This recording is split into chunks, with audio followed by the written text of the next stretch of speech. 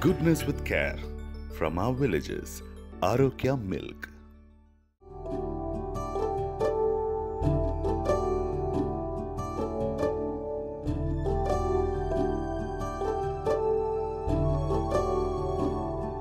Welcome to episode 13 of Mahabharata with Anuja.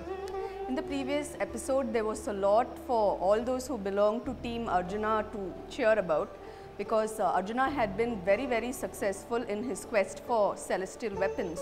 Now the news about his achievements trickled back to Hastinapura, and all the well-wishers of the Pandavas, they made sure that whenever Duryodhana was within hearing range, they would say, hey, did you know Arjuna now has weapons gifted to him by all the celestials? And then they'll say, not only that, he met Shiva personally and Shiva blessed him and he taught him how to use many of his own favorite weapons.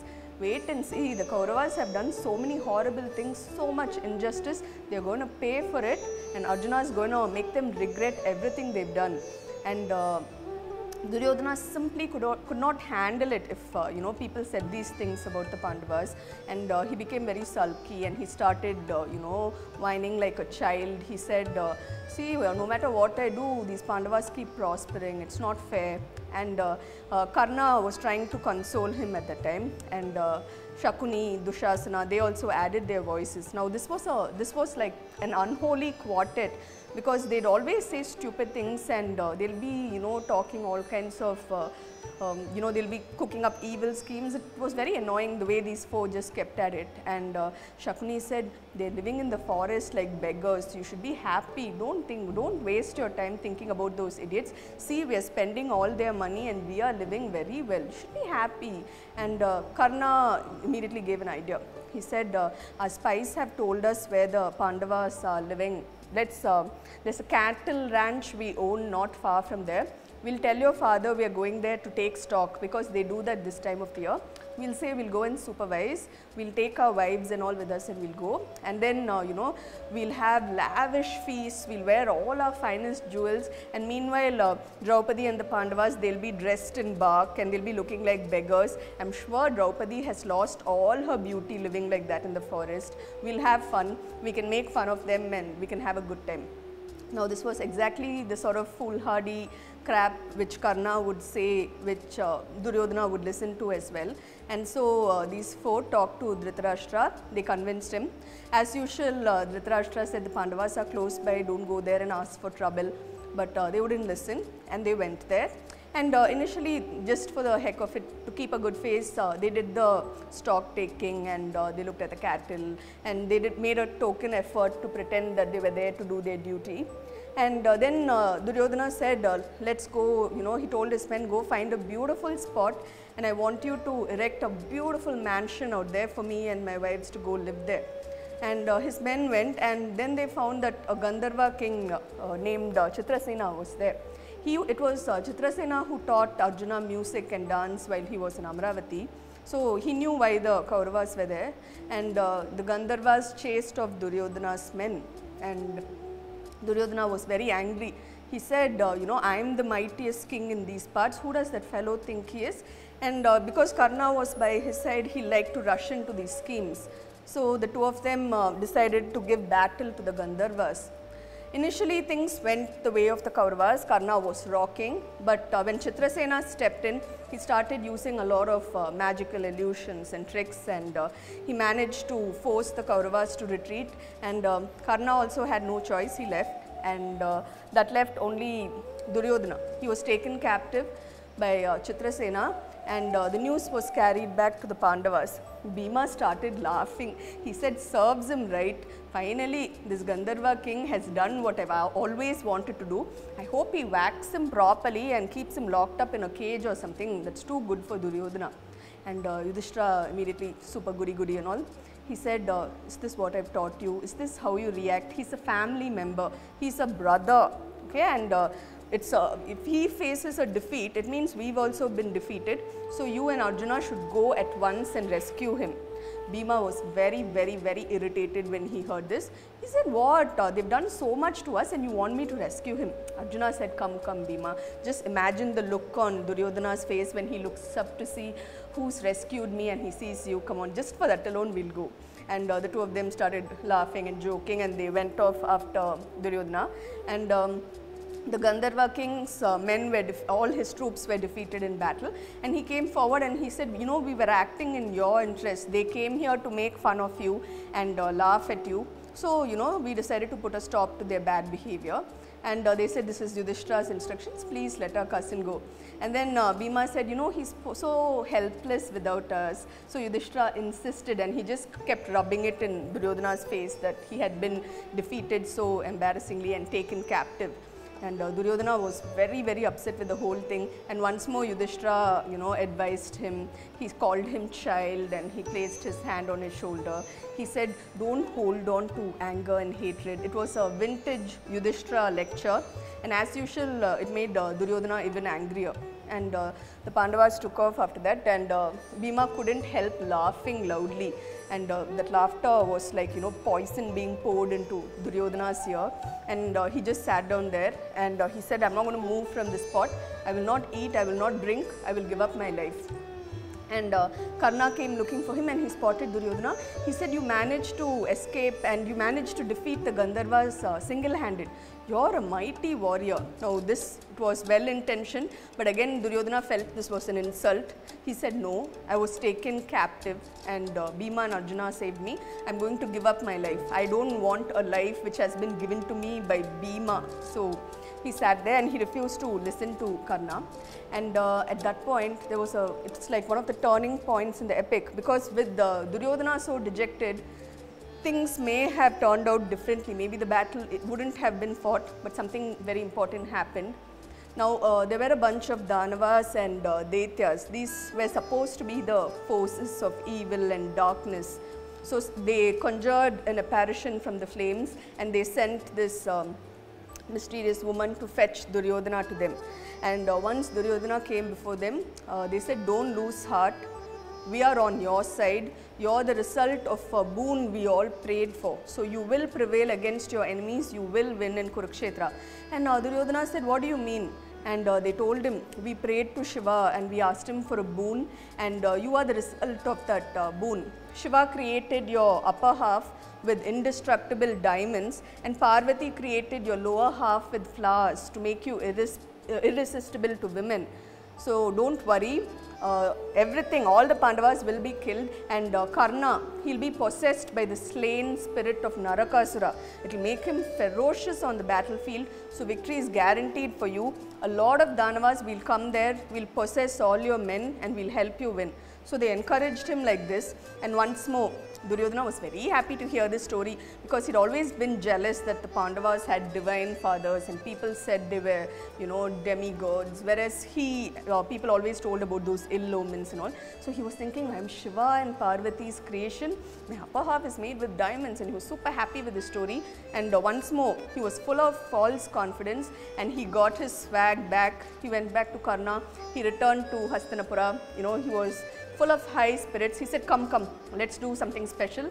We'll perform the Rajasuya sacrifice. And immediately all the elders told him, you can't do it while your father is alive, but you perform the Vaishnava sacrifice.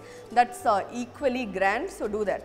And Karna said, now I'll show you, you know, what a good friend I am. Yudhishthira used 4 of his brothers and to manage to do the Rajasuya yaga. I will go all by myself and I will subdue all our enemies and I'll bring back untold riches to our kingdom. And Karna kept his word. He rode out in all 4 directions, one after the other, and he conquered all the enemies of the Kurus. He even defeated Drupada and the Panchalas, and it was a huge victory for Karna. And he also managed to extract a lot of treasure from all the captured kingdoms, and he returned in triumph. And Duryodhana, once again, his ego just swelled. He was thinking, yes, it's true, we are going to win against the Pandavas, and he was super happy. And he even sent an invitation to Yudhishthira and all in the forest for the Vaishnava sacrifice. He said, dear cousins of mine, please do come. And Yudhishthira sent back a messenger saying, our cousins have sent us into exile, so we can't come. And It was just a little thing between them, and this Vaishnava sacrifice was successfully concluded, and Duryodhana was very happy. Meanwhile, the Pandavas, they realized that the 14th year would have to be spent in hiding, and they were trying to figure out how to do it. At that point, a poor Brahmin came to them and he said, my Arani sticks have been stolen. Now, these were just sticks which Brahmins carried to start a fire, the sacrificial fire basically, and they asked for the help of the Pandavas. This man asked for their help, and they went looking for these Arani sticks. Apparently, it had got caught in a deer's antler or something, a stag's antlers. So they went looking, and they looked and looked and looked and looked, and they found nothing. And soon they were exhausted and dying of thirst, and suddenly they felt very depressed, and they said, you know, bad things just keep happening to us. You know, it's all because we allowed that horror story to happen to Draupadi. That time itself we should have killed all our enemies, and they gave in to dejection. And Yudhishthira said, okay, let's think positive. First, let's get some water, and then we'll see what to do. He asked Nakula to climb up a tree and see if they could find some source of water. Nakula said, yes, I spot a pond, I will go there. So he was the first to go there, and he was so thirsty, he just wanted to drink some water, and a yaksha was sitting on the tree. He said, don't touch the water, answer my questions first. When you're dying of thirst, you don't want to answer questions, right? So Nakula just went and scooped up some water, but before he could drink it, he just fell down dead on the banks. Sahadeva was sent to find him. Same thing happened to him. Same thing happened to Bhima and Arjuna as well. And when Yudhishthira finally came there, he saw his brothers lying dead. He thought, you know, there's something wrong. If I'd seen my brothers, if it were true, if my brothers were dead, my heart will just stop beating. But my heart's beating, I'm fine. Something is happening here. So he just took a deep breath. He also decided to drink some water. He heard the voice, and he turned at once. He said, ask me whatever question you want. And there follows a question and answer session, all philosophy, dharma, and all those things which we learnt in model science class. And Yudhishthira, long story short, Yudhishthira answered all these questions satisfactorily. And the yaksha revealed himself as Dharma, his father, and he blessed him. He said, I only asked that, you know, I arranged for the Arani sticks to be stolen. I've tested you and I haven't found you wanting. Don't worry, everything will be fine. And he returned the sticks to them. And Yudhishthira asked, he was granted a boon. And Yudhishthira said, the 13th year is to be spent in hiding. We seek your blessings. Let the Kauravas not find out where we are hiding. So, because otherwise we'll have to go into exile again. And Dharma blessed him. He said, yes, it will be as you wish. And now the brothers felt better. They started planning what to do. And Bhima asked Arjuna for a possible suggestion because he travels so much. He said, Arjuna, I know you've been traveling a lot and romancing lots of maidens, but in between the love stories, did you notice any kingdom where we can spend our exile peacefully? And Arjuna noticed that Draupadi was sulking. She hated to hear about Arjuna's love stories, okay. So he just gave Bhima a dirty look like that. And then he said, let's go to Matsya. The king there is Virata, and he's a very kind old man, very sweet, let's go stay there. And Yudhishthira said, okay, I will go dressed as a Brahmin. I will say I'm a gambling expert, and I used to advise Yudhishthira. I used to be his companion. So, you know, I was out of a job when the Pandavas went into exile.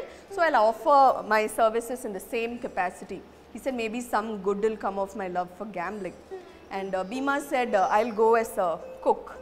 And Arjuna was teasing him. He said, I knew you love to eat. I didn't know you love to cook. And Bhima said, see, all false stories are being told about me. I'm not a glutton. I'm a gourmet. And he said, I'm also going to wrestle in my spare time. I will train all the young men in their kingdom. I'll show them how to develop their physique. So they said, yeah, you'll be happy. Good food and fighting means Bhima will be happy. And then Arjuna, it was his turn. He said very, you know, in a very dignified way, he said, Urvashi's curse will go into effect. So I will go dressed as Brihanala the eunuch, and I will teach music and dance to Princess Uttara. And Nakula said he will train the horses because he was very good with horses. And Sahadeva said, cattle is the wealth of Matsya, and I am very good at yielding the maximum, extracting the maximum milk from cows, so I will offer my services there. And then they turned to Draupadi, and all of them were worried because she was so beautiful that she was like some sort of man magnet and attention magnet. So they wondered how they can hide her. Draupadi said, I've been thinking about it. I'm very skilled in applying cosmetics, so I will tell the queen that I used to be Draupadi's hairstylist and makeup artist, so maybe that's something I can do. And the brothers all encouraged each other. They went to the kingdom of Matsya, and there they met goddess Durga, and they prayed to her, and she said, I will guard the boundaries and I'll make sure all spies are turned back. So again the brothers were very happy with this blessing, and Arjuna asked them all to give up their weapons, and he concealed them in a shroud, and this shroud was tied on the branch of a very tall tree in a cemetery. He said not many people go there, they believe this cemetery is haunted, and they also hung up a foul smelling carcass there to drive away curious onlookers, and with their weapons concealed, one by one they entered the services of King Virata. Now things went very well because all these boys were super talented, and Virata became very fond of all of them. Yudhishthira especially was his favorite, and everybody loved the food which Bhima cooked, and all the young men were superbly trained under Bhima. As for Brihanala, the princesses used to put up these charming dance and music shows, and things were going well. And meanwhile the twins also, they earned a lot of money from Virata because they'd done such good work. So things were going smoothly, but as usual, trouble was always, there when Draupadi was involved. And now the commander of King Virata's army, he's one of the yuckiest characters in the Mahabharata. He was a big, beefy, strong man and a lecher. And when he saw Draupadi, he started making improper advances, and she said, I'm married, I have 5 husbands, and please don't bug me. Now, Virata's queen was a little bit unhappy about Draupadi. Even in the beginning, she would have been reluctant to hire her. She said, you're too beautiful. What if my husband leaves me for you? Why should I offer you employment? And Draupadi would have told her, I have 5 Gandharva husbands, so please do me this favor, they will reward you richly. Now, Queen Sudeshna, she was thinking, okay, if Kichaka is going to seduce this woman, then maybe my husband won't be interested in her. So she started encouraging her brother also, and she wouldn't protect Draupadi. So, Kichaka said, she's going on rejecting me, you send her alone at night to my apartment. And this Queen Sudeshna also, it was pretty mean of her to betray someone of her own gender. But she called Draupadi, she said, go get some wine from Kichaka. Kichaka was her brother, so she said, go get some wine from my brother. And Draupadi said, he's not behaving in an appropriate manner, so please don't send me alone. The queen said, what nonsense, you're under my protection, go, do as you're told, you're a maid, don't forget that. And poor Draupadi had to go, and Kichaka, grabbed her hand, and she pushed him away, and she ran from there, and she ran towards the king's throne room. And the king was playing with Yudhishthira, they were gambling, and she ran towards them, and Kichaka grabbed her by the hair, and he just threw her on the floor like that, and then he kicked her for daring to reject him. And Draupadi was very, very upset, and she was in tears. The king did not interfere because he needed Kichaka, his commander, his mighty commander. So the king also behaved like a chicken, and Yudhishthira kind of signaled to her, don't make a scene, no, just get lost from here. And Draupadi went immediately to Bhima. She said, what is this? Everybody's misbehaving like this with me, and they think my husbands won't protect me. Look at your brother, he's still gambling. Front of him only they insulted. Kichaka, kicked me and all, and your brother didn't do anything. None of you care for me. And Bhima just couldn't handle it if Draupadi was upset or in tears. He said, who told your husbands won't protect you now? I am there, no. Why are you worried? I'll take care of everything. He said, just tell Kichaka to meet you at this isolated place. He'll say, Yudhishthira will get angry if there's a big scene. Tell him to come to this quiet place where nobody will be there. He told her where to bring Kichaka. So Draupadi pretended to accept him, and she said, come and visit me in this spot. And Kichaka was very excited. He perfumed himself and he went there, and he was being super creepy, and Bhima was waiting for him, and he said, so you're the idiot who won't leave a married woman alone, huh? I'm going to teach you a lesson. And they were both mighty men. There was this huge clash, and Bhima beat him so badly that his face was like completely bashed in, and only his just pulpy remains were there. It was a gruesome murder scene, and Bhima told Draupadi, don't stay here. It's going to be a big thing. The commander is gone, so get lost. He didn't say get lost. He was super sweet to Draupadi. He said, go away from here, no, hide yourself somewhere. Okay. But Draupadi decided she's going to be idiotic, and she stood there with her hands folded. And when Kichaka's relatives came looking for him, they saw these grisly remains. She said, "This is what will happen to anybody who dares to misbehave with me." Now this all looks nice in a masala movie, but when you do things like this, you risk your life, okay? So all of them, they grabbed her and they said, "This is a witch, she's not a woman. We are going to burn her on Kichaka's pyre." So this was problem number 2, and Bhima was like, "Oh my god, Yudhishthira is going to kill me." And he went there, he beat up all those relatives and he killed a few, and they all ran screaming in terror. And Draupadi was still saying, "I told you all, no, if you'll misbehave with me, you all will die." And Bhima was like, "Please, please, calm down, let's talk all the punch dialogues later." And he carried her away to safety. And immediately there was this huge uproar in Matsya, and Virata was very upset. Queen Sudeshna was even more upset. She called Draupadi. She said, "You've brought bad fortune to our kingdom. Please leave immediately." Draupadi told her, "Don't worry, there's just little more time left. My husbands will come back. Be kind to me. I'll make sure you're rewarded." So this queen, now she was scared of Draupadi. She thought, if I refuse this witch, then maybe I'll get killed next. So she said, "Fine, just stay away from me." And Draupadi agreed. And so things had quietened down again. Meanwhile, Duryodhana's spies were searching everywhere for the Pandavas, but they had no luck in finding the brothers. But this news in Matsya was big news that Kichaka, their mighty commander, had been killed like this in such scary circumstances, and everybody said there was a woman involved. So Duryodhana said, then they'll be in Matsya only. Bhima also is one monster type giant. This fellow also is a monstrous giant. So Bhima only could have killed him, and I'm sure the woman in question is Draupadi. So it was a brilliant guess, and Duryodhana said, "Let's attack Matsya, and we'll find out where the Pandavas are hiding, and we can send them into exile again." Now King Susharma of Trigarta, he also volunteered his services. He said, "I'll attack from one direction, I'll drive away their cattle, you guys attack from the other direction," and everybody agreed. So Bhishma, Drona, Kripacharya, Duryodhana, Karna, they were all on one side, and King Susharma of Trigarta on the other side. When news reached Virata that that the kingdom had been attacked, he went immediately.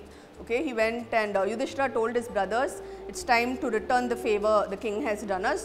All of you come into battle." He told the king, "Don't worry, because your commander is gone, we will take care." And these four brothers, they marched into battle, and Yudhishthira told Bhima, "No fancy tricks, don't uproot trees and all.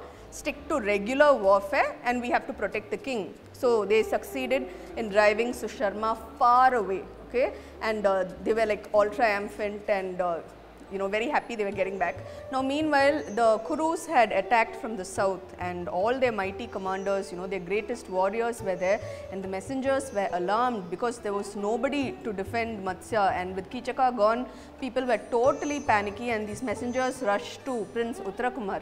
Now he was a very young boy, the youngest son of Virata, very pampered boy, and he was hanging out in the inner apartments of the ladies with his sister Uttara.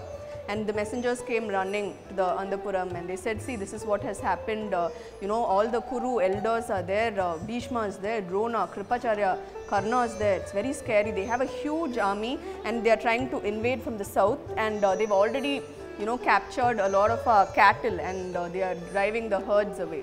So Uttarakumar heard this, and he leaned back. He said, "Don't worry, I'm as good a warrior as Arjuna, but the problem is I don't have a good charioteer. If I had a good charioteer, I'll go there and I'll crush all of them." And Draupadi was listening to this with amusement. She said, "Why are you letting a small thing like this stop you from achieving glory, Prince? Look at Brihanala there. She used to be Arjuna's charioteer. So why don't you ask her to drive a chariot?" And Uttarakumar said, "Sure, I'll do it." And his sister said, "Hey, don't forget to bring back all their colorful upper garments, okay? I'll use it to dress my dolls." And Uttarakumar said, "Don't worry, Uttara, I will do it. I'm great, And Brihanala, meanwhile, she was like pretending that she didn't know how to tie the armor, and all the ladies were laughing, and they thought it was a laughing matter, I guess. And then Uttarakumar showed him how to put on the armor, and with a lot of fuss, they got ready for battle. And then as Brihanala picked up the reins, and the distance between them and the Kuru army was closing. Suddenly the prince wasn't, amused anymore. Suddenly he was terrified. His blood was like cold in his veins, and he saw the mighty Kuru army and all their heroes there, and he said, okay, I can't do this. I can't do this. Take me back. Take me back. And Brihanala said, what is this? You gave your word to all those princesses that you will defeat the enemies of your kingdom and you will return. How can you go back on your word? Uttara said, all that is not important to me. I don't want to die. Do you understand? If you want, you go die. Take me back. And Brihanala said, no. You may not have any honor, but I do. I will not go back. And the Kuru forces, meanwhile, they were all watching and they saw a very strange sight. They saw this young lad, and the charioteer was like totally weird, dressed in flowing skirts and wearing bangles all the way till here. And the hair also was really long for this charioteer and braided. And they were thinking, what a strange creature. And things became even more bizarre. It was like a comedy of errors, and Prince Uttarakumar said, stop and take me back or I'll run away by myself. And he jumped down from the chariot and he started to run.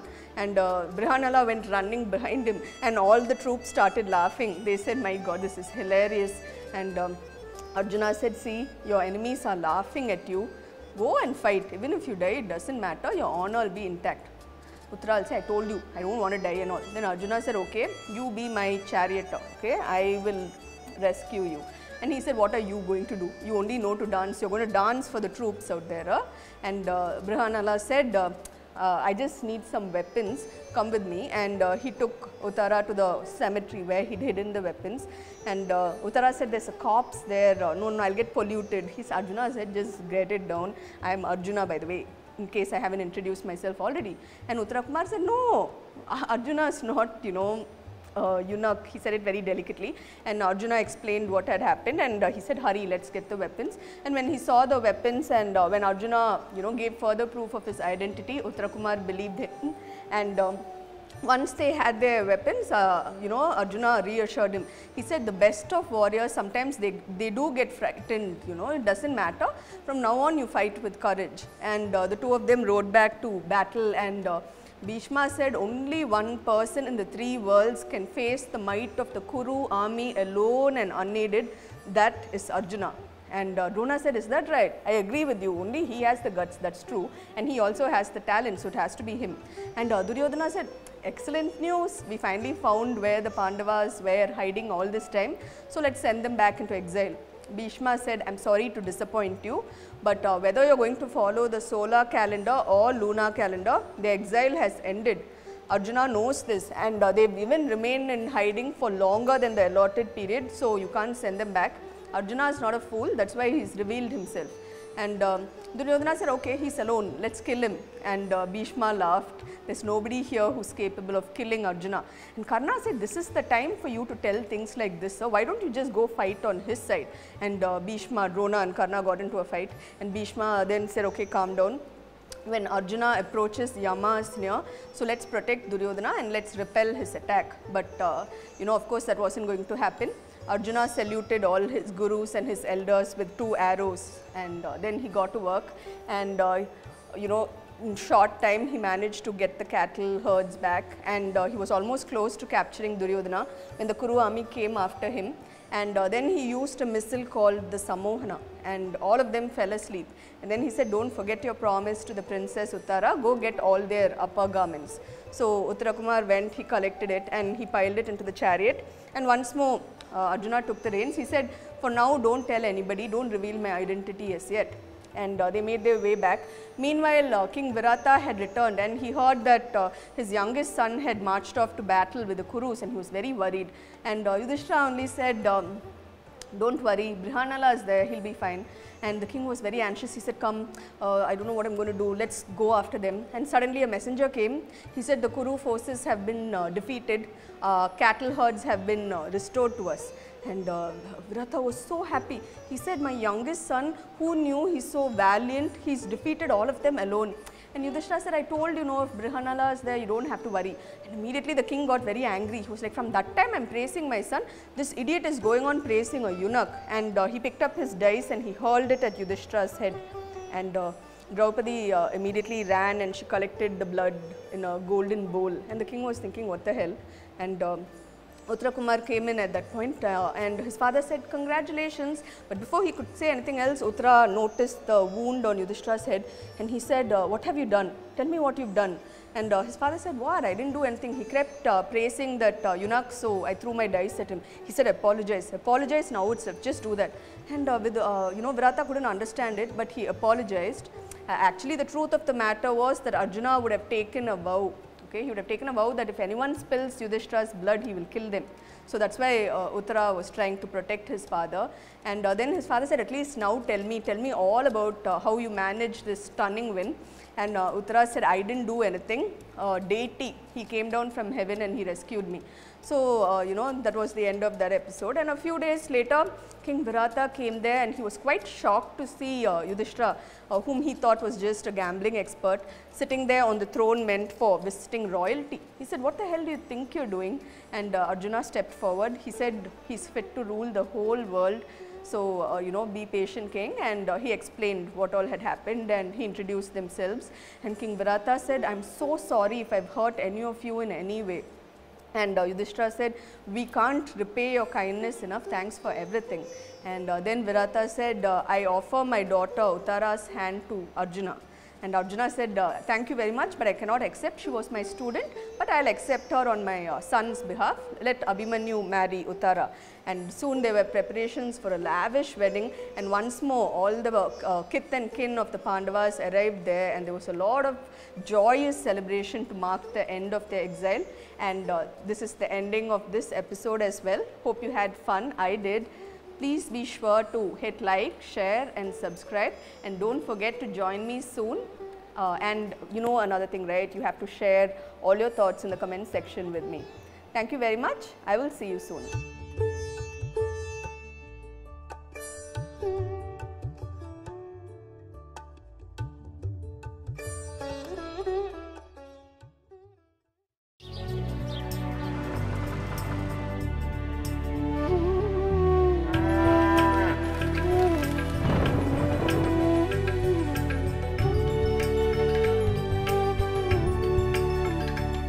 Goodness with care from our villages.